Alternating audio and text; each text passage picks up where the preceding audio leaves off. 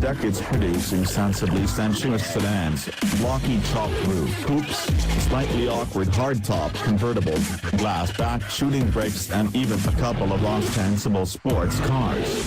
But if you ask average Americans about the brand, they'll tell you that the Swedish company is best known as producers of safe, reliable family haulers.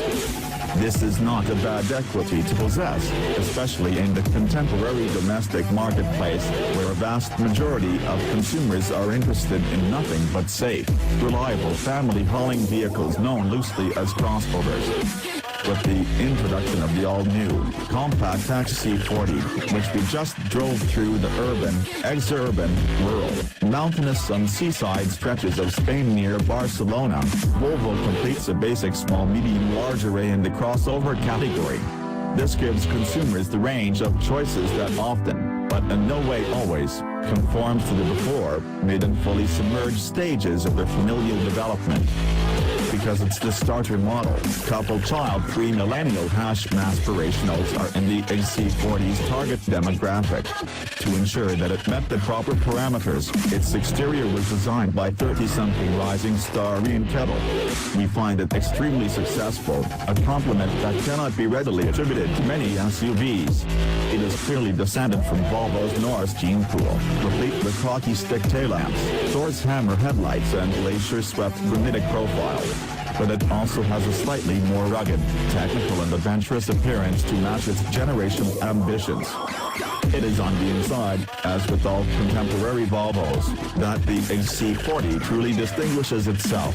If the large 90 series crossover brings composed, executive realness, and the medium 60 series crossover brings cool mom savvy, this small 40 series vehicle is a bit more van life in its essence. Not only in terms of all of the dedicated, built-in cubbies for your daily essentials, but also in terms of the optional 1970s inspired colored velour interior inserts on the floor, door panels and center console.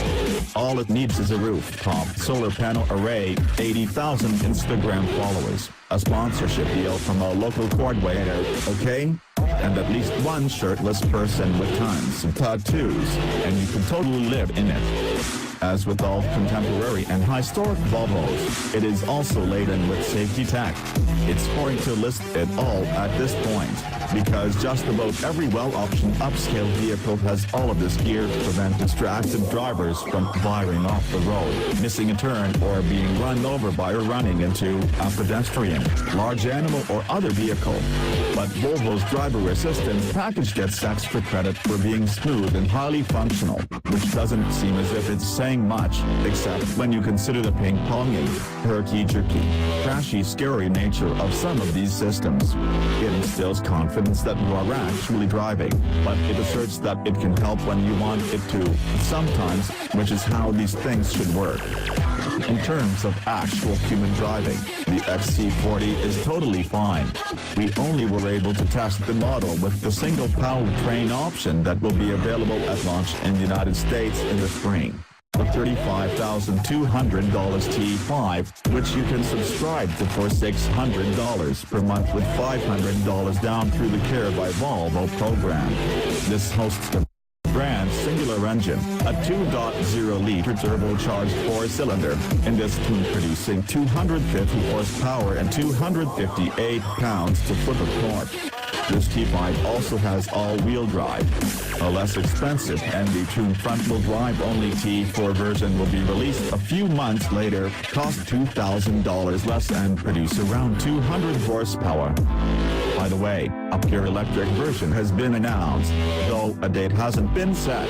A 3-cylinder gas electric hybrid is also possible, but not confirmed.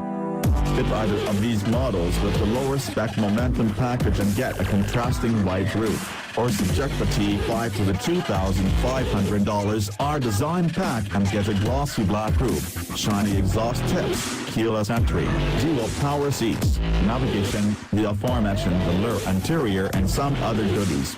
But even the basic versions are nicely outfitted, and come with a big 9-inch touchscreen and 12-inch digital instrument panel familiar from the 60 and 90 series vehicles, and feel quite premium in their layout, design and choices. The XC40 will not win any races, but only our fool will take one on the track. Masspirational cubes are not meant to be dynamic in that way, so long as they're competent on road, which this one truly is. Peppy, punchy and eager like a 2-year-old labradoodle. It's dumb to criticize them for not meeting some reasonable